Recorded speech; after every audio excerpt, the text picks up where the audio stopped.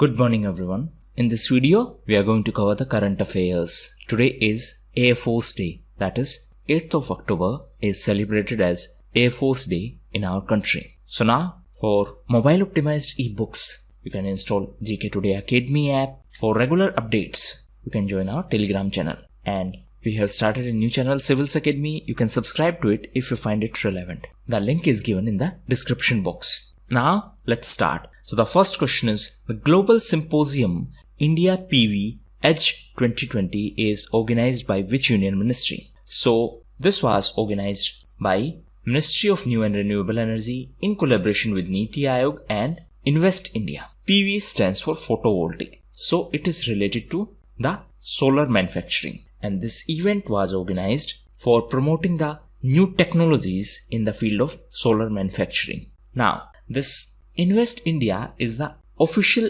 agency of India to promote investment, and it was operationalized in early 2010. It is important to note that it was set up as a joint venture company. So it was set up as a joint venture company between DIPP, which is now DPIIT, plus FICCI plus states. Now this DPIIT is under Commerce Ministry, and Commerce Ministry have 35% stakes in this Invest India, while FICCI, that is Federation of Indian Chambers of Commerce and Industry, have 51% equity in this, and rest is with the states. Niti Aayog is an executive body. Prime Minister is the ex officio chairperson of Niti Aayog, and it is the successor of Planning Commission. Next question is, CORPAT is a military exercise between India and which country? So it is a joint exercise between India and Bangladesh. Recently, two exercises were in news. First is the CORPAT, second is Bongo Saga. So both these are between India and Bangladesh. CORPAT is Coordinated Patrol. Now this CORPAT and Bongo Saga, that means such exercises, were organized as a part of Sagar initiative. What is Sagar? It is security and growth for all in the region. Recently, Bangladesh was also in news as it decided to export Hilsa fish on limited scale to India. Previously, it had imposed a ban, but later it decided to export on limited scale. Apart from that, the capital of Bangladesh is Dhaka, and Dhaka is the secretariat of BIMSTEC, and recent summit of BIMSTEC held in Sri Lanka. Recently, Sri Lanka imposed a ban on cow slaughter.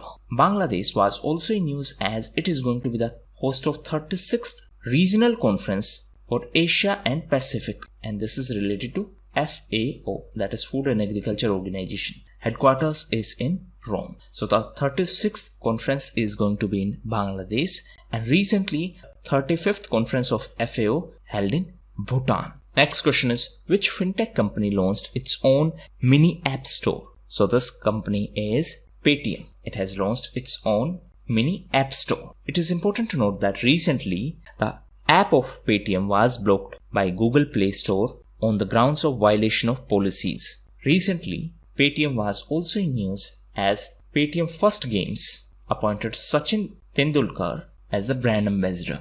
It is important to note that Paytm is a fintech company. Headquarters is in Noida in Uttar Pradesh. And the parent company of Paytm is 197 Communications Limited. Now, recently this mini app store was in news because of the new policies which were proposed by Google, and as per those billing policies, for any purchase in Play Store, you will have to use the Google payment system, and for that means for using that payment system, you will have to pay 30% commission. Now, after various issues, Google decided to postpone this policy. Next question is, the Election Commission has issued instructions for postal ballot facilities for elderly people above what age?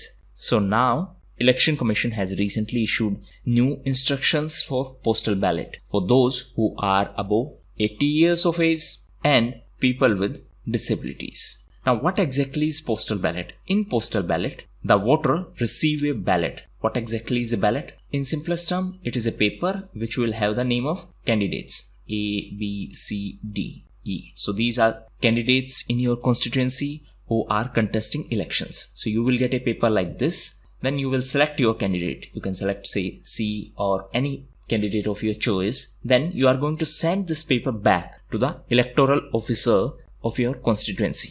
This is postal ballot. Now, recently Election Commission was also in news as Rajiv Kumar was appointed as new election commissioner. The previous election commissioner was Ashok Lavasa. Recently, he resigned to join Asian Development Bank. Recently, Asian Development Bank was also in news as it became observer for NGFS. What is NGFS? It is Network for Greening the Financial System. Election Commission is a constitutional body and it has been constituted as per the provisions of Article 324 of Indian Constitution. Now answer in comment box which body is constituted as per the Article 280 of Indian Constitution. Next question is, India along with which country has moved to WTO for waiver on agreements related to IPR, that is intellectual property rights, in the context of COVID-19. So this country is South Africa. Now what exactly is the issue? See, because of the intellectual property rights, there are certain limitations on the medical products. That means not all countries can manufacture them because that would be a violation of intellectual property right of original creator. So many countries said that because of these intellectual property rights, this is creating a problem for providing affordable medical products to the COVID-19 patients. Therefore, these rights should be suspended to prevent COVID-19. So this country is South Africa, and India and South Africa have formally submitted a request to WTO for a waiver. Waiver means a temporary relief. Now recently South Africa was also in news because of IBSA. IBSA is India, Brazil and South Africa. So recently the foreign ministers meeting of these three countries held virtually. And because of this event, Izulvini Consensus and Sirte Declaration were in news. Answer in comment box what is the objective of these two. Next question is, as per the recent statement from NABARD, which category of banks incurred a loss of over 2200 crores in this fiscal? So RRB incurred a loss of 2200 crores. What is NABARD? It is National Bank for Agriculture and Rural Development. Now recently NABARD was also in news as it started a sanitation literacy campaign in Karnataka, and this campaign was started under WASH initiative. What is WASH? It is Water, Sanitation and Hygiene. Now coming back to RRB, that is Regional Rural Banks. So RRBs was set up on the recommendations of Nasimam Committee Working Group, and RRBs are owned by central government, sponsor bank and state governments. So state governments have 15% stakes, sponsor bank will have 35% stakes, and center, that means central government, will have 50% stakes in RRB. Next question is, who is the only Indian to feature in the Forbes list of the world's most influential CMO, that is Chief Marketing Officer? So he is Ravi Santram, and he is the Chief Marketing Officer of HDFC Bank. Why he was in news? He was in news because he is the only Indian to feature in the Forbes list of world's most influential Chief Marketing Officer, and he was behind the various campaigns of HDFC Bank. For example, HDFC Bank Safety Grid and Hum Haar Nahi Manenge campaign. He was on 39th position in this list. Next question is, the South Pacific territory of New Caledonia has rejected independence from which country? So this country is France. That means South Caledonia rejected independence from France. It is a special collectivity of France and it is in Southwest Pacific Ocean. See, this is the geographical location of New Caledonia and it is east of Australia, and it is a territory in South Pacific Ocean. Recently, it rejected independence from France. That means it will remain with France as per the recent referendum. Actually, in 2018, there was a referendum in this context. Next question is, India has provided around 3000 vials of remdesivir to which country? So this country is Myanmar. So Indian Army Chief General M.M. Narwane, that is Manoj Mukund Narwane, Foreign Secretary Harshvardhan Shringla handed over 3000 vials of remdesivir to Myanmar. She is the State Councillor of Myanmar, Aung San Suu Kyi. Now, recently Myanmar was also in news because of Sitwe port, and it is in Rakhine state of Myanmar, and it is part of, that means this Sitwe port is part of Caledonia multimodal transport project. So why this was in news? Because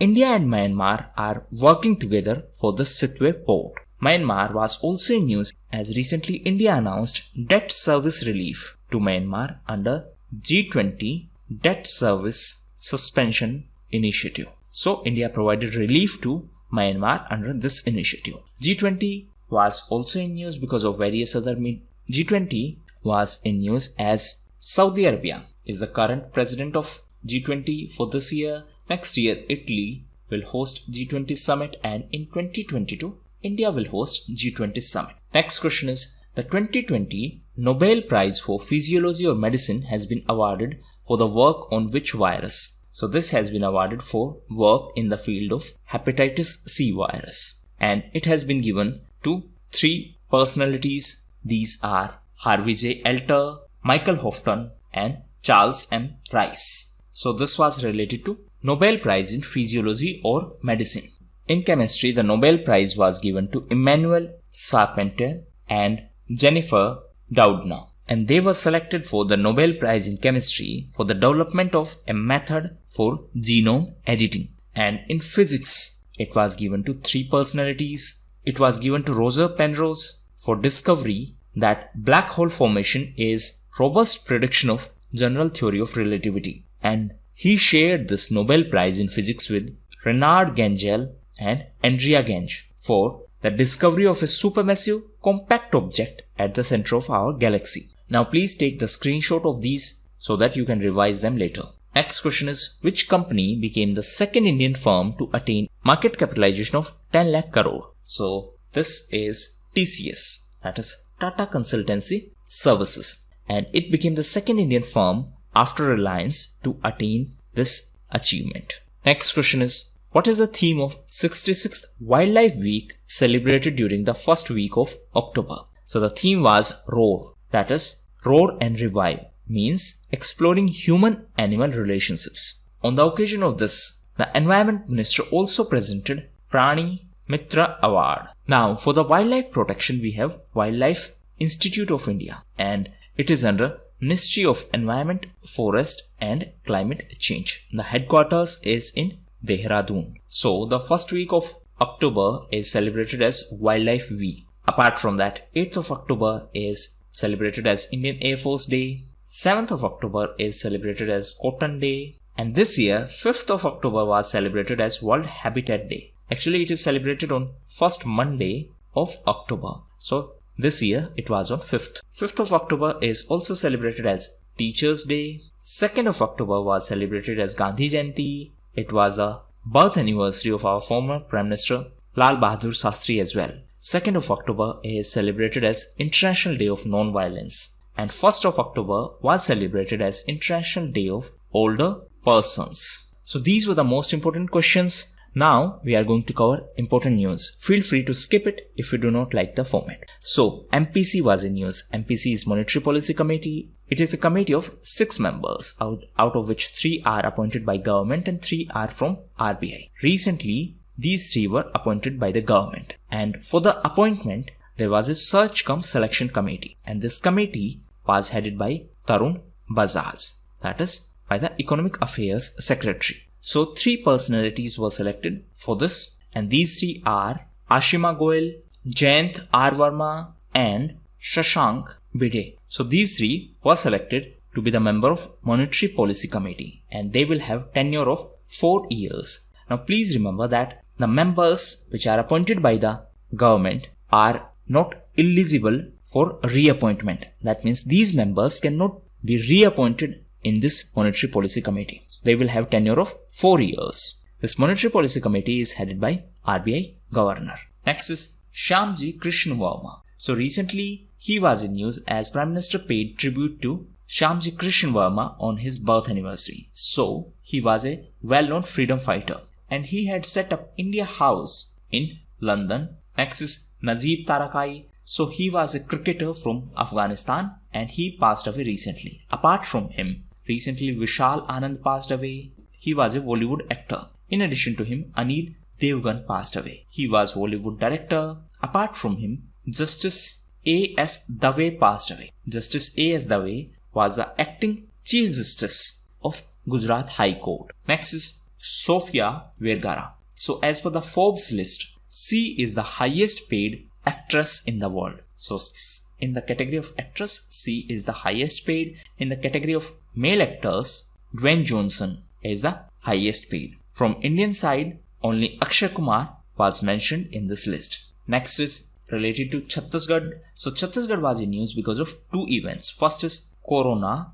Intensive Community Survey. So Chhattisgarh started this campaign for preventing the coronavirus transmission. Chhattisgarh was also in news as it became the first state to legally challenge the new farms laws. So Chhattisgarh challenged these new laws in the Supreme Court on the grounds that they violate the state subject. State subject means, as per Chhattisgarh government, state government is entitled to make laws on this. Central government do not have powers in this context. Next is Indian Sign Language Research and Training Center. So recently this training center was in news as it signed an agreement with NCERT. Why this agreement was signed? To convert the NCERT books into Indian Sign Language. Next is related to Quad. So 4 countries are the members of Quad: India, USA, Japan and Australia. Recently, the Quad meeting was organized in Tokyo. And from Indian side, our External Affairs Minister participated in this event. So this was second Quad meeting. First Quad meeting was organized in 2019. And during this meeting, discussions were organized on FOIP. What is FOIP? It is Free and Open Indo-Pacific. Next is Australian women's cricket team. So recently, they achieved a new milestone as they equaled a world record for most consecutive one-day international matches victories. The record is in the name of Australian men's cricket team and it is a record of 21 consecutive wins. Now, Australian women's cricket team also achieved this milestone. That means they won 21 ODI matches consecutively. Next is Pick My Cloth. So this is a platform, e-commerce platform which has been developed by the IIT Warangal and it has been launched for weavers so that they can sell their products directly to the customers. And last is Vigrat. So recently, offshore patrol vessel was launched and it was inaugurated in Indian Coast Guard. It is 7th offshore patrol vessel and it has been built by Larsen & Toubro. And in 2015, Defense Ministry gave contract to Larsen & Toubro for the construction of 7 offshore patrol vessel. So this was the 7th. So these were the most important events. Now homework. Please read about CEPI, positive pay feature and FATF. That was all for the day. Thank you.